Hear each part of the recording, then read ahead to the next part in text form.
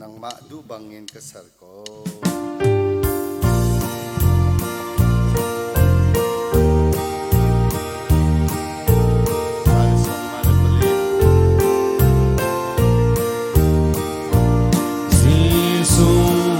Kalang chinh gần du na sang pha na kha kam hu na sang pha na kha kam nang ma du bang ka sar ko ma du bang in ka sar ko nang ma long te kan do chau ma lai long te kan do ko lai ra nak lung cho harun ka pe qua khaka mu ter tua alung chung kha treo ter lo la na ke cha va na si oi pa nang ma ni na kan do oi pa nang ma ni na kan do iswal mi kha nang sa kan si iswal mi kha nang cha kan chanwa min nang ma le kan hoi Hanua in nang malay kan hoy na lam nak hai kha kan hu na long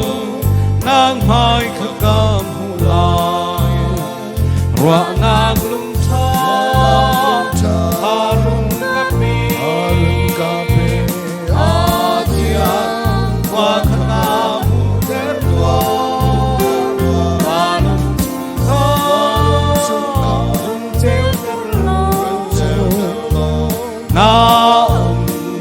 na ke cha van asi lam na phun dam tam han se lo phun dam tam han se lo bang par tha kha khu han ning lo par tha kha mu man ka tharau thau tua zai han tha rao hao wa zai na sang pha na ban tu lo na sang pha na ban tu lo wa na lung cha harun kape atia wa khaka mu ter tua alung chung kha rung treo ter lo na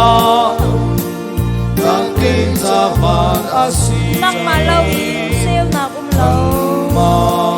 lo in treo na lo ko lung chung kha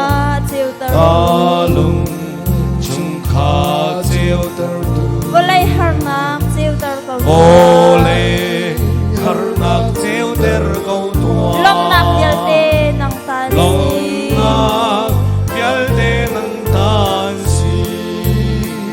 rwa nak lung tha harun kape atia kwa khaka mu ter tua kalung chung kha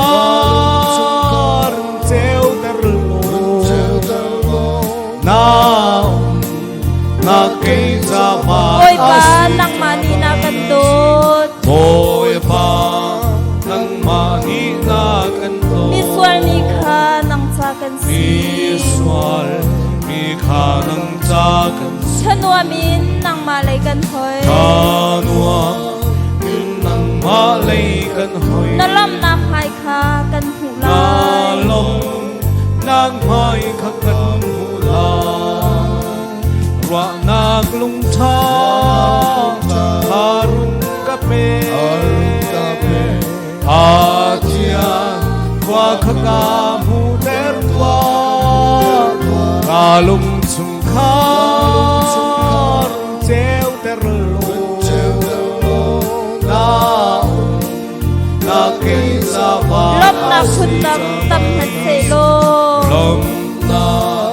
phun dam tam han se bang par tha kha khu han ning lo par tha kha mu man ka tharau thau tua zai han tha rao hao tu wa zai na sang pha na ban tu lo na sang pha na ban tu kum lo wa na lung tha harun kape